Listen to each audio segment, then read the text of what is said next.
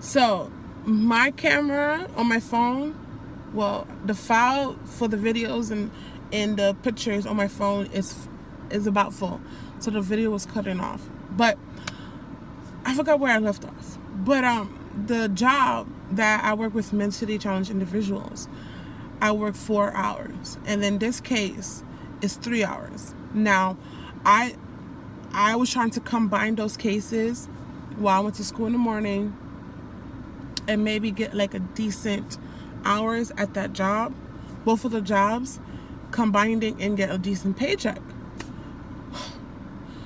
Tell me why they called me today and told me that they cannot have me on the schedule due to the fact that my physical is expired.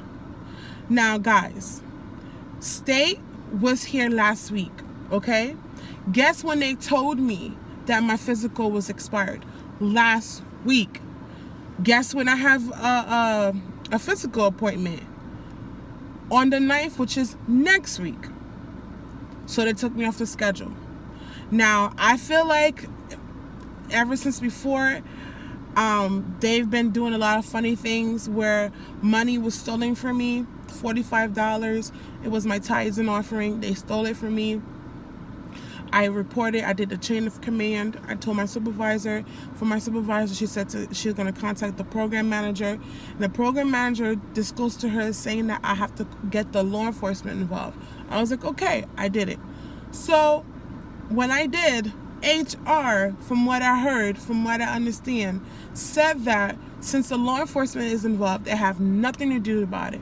Now, when before they said that, I had asked them if they could put a policy in place where we can have steps on when someone steals someone else's belongings.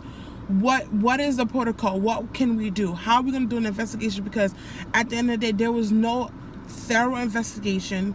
If it was any investigation, I did it, because before I even called my supervisor, I checked my belongings, my car. I didn't see the money. I checked my purse in and out. I didn't see the money. I went to my coworkers before I even asked my supervisor. I was like, guys, did you find $45? Did I take $45 from me? Everybody said no. That's it. They didn't do nothing else from my understanding. So I was like, all right. Then I told them in the past, money has been stolen from clients. Okay? And it was told to me by other staffs and assistant supervisors. So they said, oh, since I know the information that money was been stolen, it was my responsibility to report it and let HR know. And I have to have a written statement by a certain time, by the day that they send the email, or there's gonna be repercussions. And I was like, okay. I was like, first of all, it was told to me by staff that was on shift after they report that money was stolen 3 or 2 times. Okay, it was $175, $100, and it was another amount that it wasn't disclosed how much it was stolen. And I told them I don't remember because it happened last year.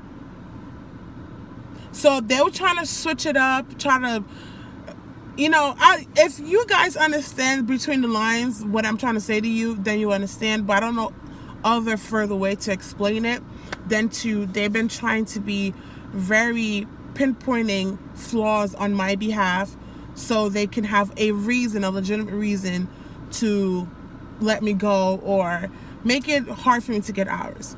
Now, there's other things that I will disclose when the time is right. But all I know is what I'm saying is accurate because it has happened before. So now, when I got the phone calls, well, it wasn't a phone call, it was a text. Mind you, this yesterday I needed a copy of my pay stubs so I can show this lady my hours and how much I get paid, what is my gross income. And they seen that there was something missing. They was like, okay, they needed this month so they can fill in the gap, that whatever is missing, that gap could be filled. So I asked them for my August pay stub. Now, around that time, that's when my money was stolen. I was off the schedule, and they only gave me one pay stub, and it's September's pay stub. And I told them, and I showed them the lady that wanted to see everything. She said, well, there's only one we need all August. I'm like, well, there was a time that wasn't on the schedule because money was stolen from me. So after that, they told me to try to get July, August, maybe what the gap that's missing is in July. So I contact them, left a message yesterday. Now these people never pick up their phone, never. So I contact them. No one picks up their phone.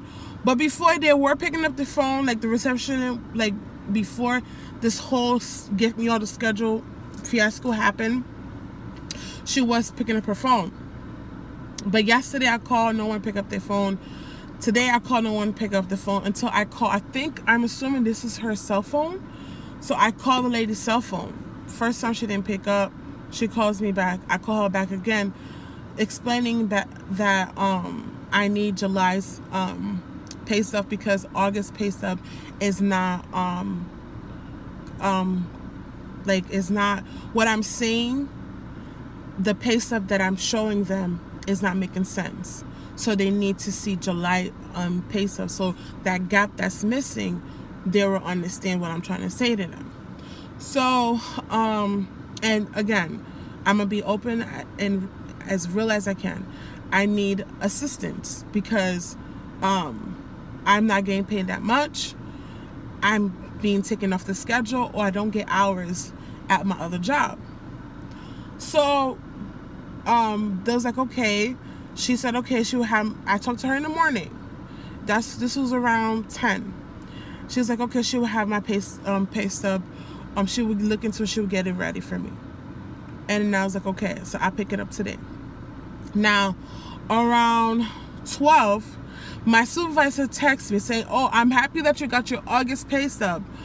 But since we you're not on the schedule, when you get your physical and you read whatever I need to read, I'll include you back on the schedule. I'm like, what? And the lady I talked to is she's in the HR. The lady I talked to, she didn't disclose nothing like that to me. She didn't tell me anything that I wasn't to be taken off the schedule. And plus, that's HR. The whole physical, the whole everything up to date, what you need to work is under HR. And I was like, HR didn't tell me anything like that. So she was like, oh, okay. And she didn't even say, oh, okay. She didn't even text me back. Then when she texted me back, she's like, oh, she didn't know at the time. Now, this is HR that's supposed to be telling you guys that I have an expired physical, which was, you told me that a week ago. And I told you that since it was so late and my doctors have other patients, other people that they have to see, and they're trying to get me in as soon as possible, which is the 9th of this month. You're telling me the person that told you that it's expired didn't know that they were going to take me off the schedule? And you're telling me? Now, it's my supervisor, assistant HR, and HR. How do that make sense to you guys? Because it doesn't make sense to me. So I was like, okay. She was like, oh, she didn't know at the time. That's something like that. I was like, okay. I didn't respond to the text because I read between the lines, because I seen what they're trying to do. Okay? So I was like, all right. I called again because I wanted to see if I could still get my July pay stub. Now, this is around 2 o'clock. All right? About to be 3. Wait, no. Yeah, around 2 o'clock. And I went, called the office, called the lady's cell phone. Nobody picks up. Nobody. So I was like, okay. So I drove over to the office before I went to my other job. Now, my supervisor seen me, didn't say hello to me. I was like, okay. I went back to the HR office. Thank God I was able to do that. Guess what? My pay stub was not ready. Then she said, oh, for her to get into it, it's going to take about 30 minutes to get my pay stub. 30 minutes to click. 30 minutes. I was like, okay.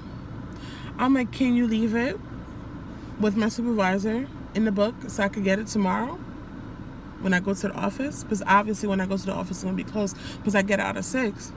She's like, okay, I give you guys an update if I get it or not. But this is a little bit of the runaround that I have with one of my jobs. And the job that I'm currently in is not something guaranteed. It's not something stable because the clients sometimes don't need an aide. Again, I'm a CNA, and it's not always promised that I'm getting those 3 hours. Now, guys, I'm a single mom. I got 2 kids. I need to move as soon as possible. I'm just asking you guys if you could find it in your heart. I know I'm smiling, but again, I prayed. I find my inner peace this morning. That's why I'm not crying. I know yesterday I was crying a lot. It was my son's birthday. I had to put a whole mask on. I never been so, like, I was happy. I love my kids, but I never been playing a strong role so bad in my life. I didn't want my kids to see that I was crying, that, you know, I was going through something really bad, that I was told that I had to leave, whatever the situation is. I didn't let them know because they're not supposed to know about these things.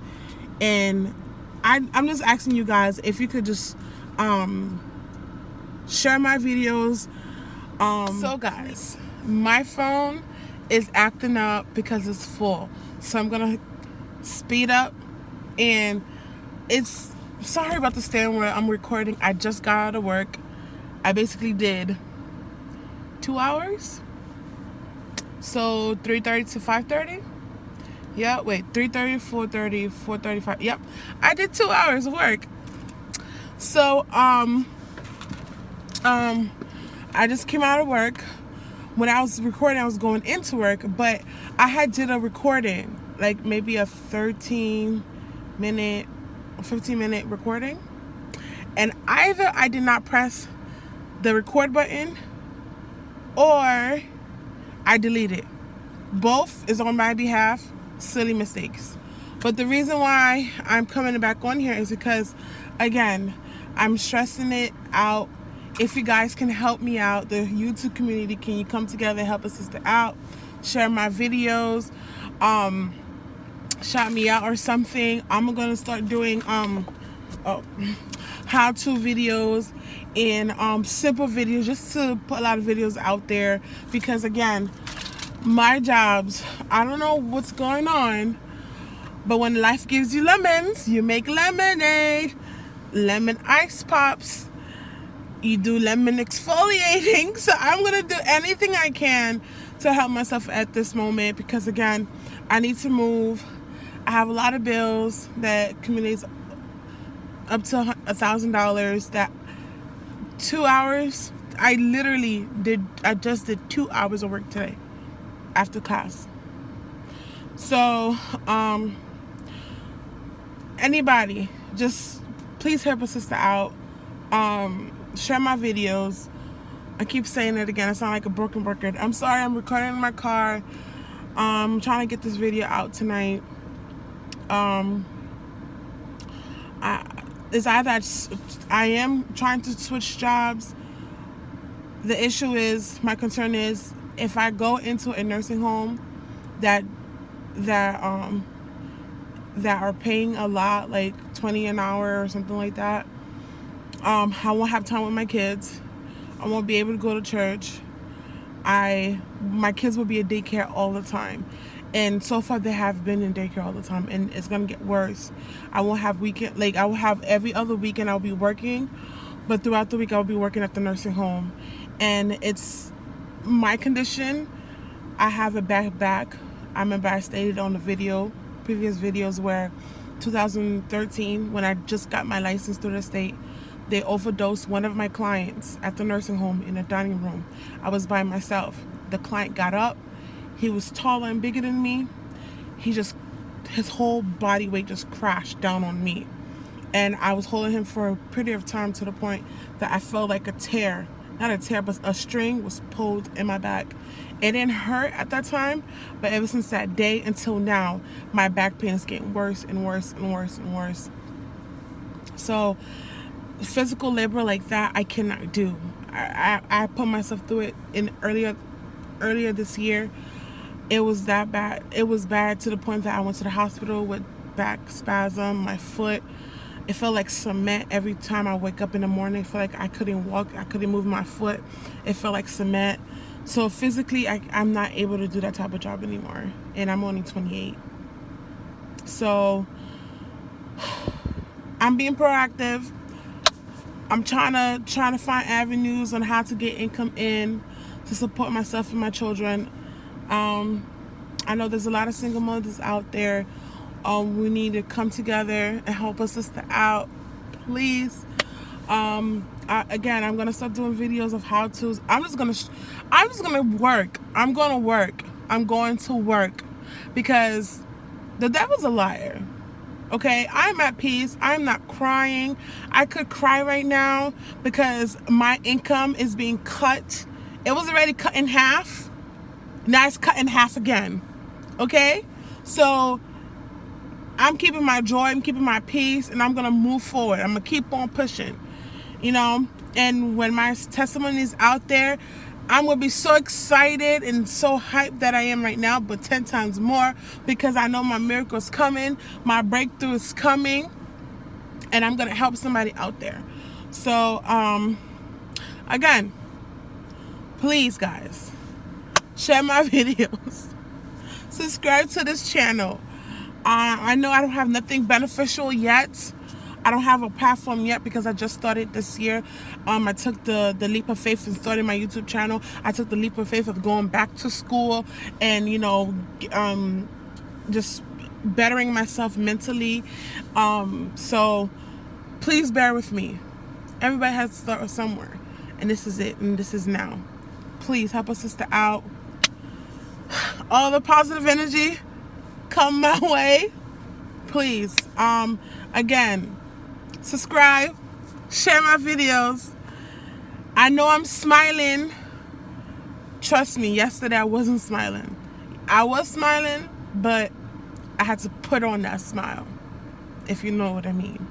All morning, all afternoon, before I pick up my kids to go to Chuck E. Cheese for his birthday,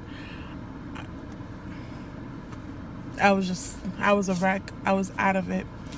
But I'm better now. I went to class. Before I went to class, I talked to God and found my inner peace and, you know, give myself word of affirmation. I did that this morning, and that's why I'm able to smile right now. And I know, and I'm smiling right now because I know it's coming. I don't know if it's coming from the top, the bottom, the right, the left. I don't know where it's coming, but sister, brother, whoever's watching this video, it's coming. It's coming. So please help a sister out. I'm being very vulnerable. I'm putting myself out there. I'm putting some of my issues out there, and issues that deal with financial problems. I'm not asking no one for money, but I'm just asking to just share my video, subscribe to me, please. Please. All right, thank you. I'm really second guessing if I should even put this video out there. Subscribe. So, guys, I'm currently located right now at Barnes & Nobles. I'm gonna try to put this video in, and also I had other previous videos that I had recorded that I never edit. So I'm gonna try to edit these videos and put these videos up, maybe put like 2 or 3 videos up today. And I also wanted to say that I'm coming on here and expressing my my issues and asking for help. But I don't want you guys to think that I'm ungrateful, because I'm not. I'm grateful for the jobs. I'm grateful for just to be able to go into work with other people, providing care for other people, and making a somewhat paycheck. Okay. I thank God for it, because I could have not be able to do 2 hours. I could not be able to do 4 hours. You know, life could have just turned a different direction. but I'm able to still go into work and do a few hours of work and you know, still have some type of income come in. So I don't want you guys to think I'm not ungrateful. I don't want you guys to seem to know that I'm ungrateful, which is complete opposite. I'm grateful for my job. I love the people that I work with. Like, I was supposed to leave, like, you know, in the year 2017, and I never left because I think about my clients, my consumers that I'm providing care for. And they're, you know, they really, they give you a joy. They give you that sense of feeling that, oh my goodness, you know, you're doing so awesome, you know. And you know, when people say you're not able to do something, you are able to do something. Like, I have one client that, you know, they just say he can't do this, he can't do that, but when he goes at it, it's like, you see. And it is that sense of feeling when they do something that someone said they couldn't do, and it's just powerful. It's just awesome. So I don't want you guys to think that, excuse me, that I'm ungrateful. I'm not appreciative of the job that I have now, and I'm just like, you know, just complaining. And I do complain. I do talk about, you know, my jobs, but when you want something more than what you're receiving, and you know you can receive more, but there is a stumbling block, there's like a wall, something blocking you, you are going to go to different avenues to see how you could get over that stumbling block, or how you could break that wall down. Because at the end of the day, when it comes to financial matters, if you have a family, you need to find a way to provide for them. Yes, you love your clients. Yes, you love the people you work with. Yes, you love providing that care.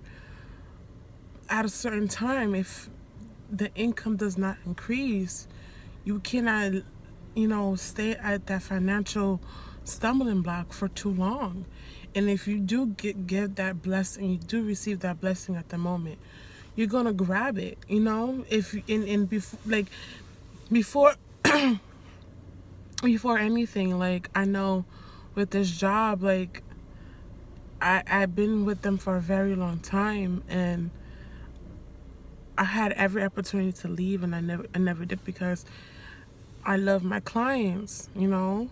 And if I could, you know, become like a assistant supervisor, I would. But the way that things are going now, the way things are being set up now, it seemed like I'm being let go. They're trying to get rid of me. They're trying to look for every avenue to get rid of me. By all means, I cannot control things that's not in my hands. So, one, I am not ungrateful. I appreciate my job. I love the people I work with. I love the people I work for and take care of. And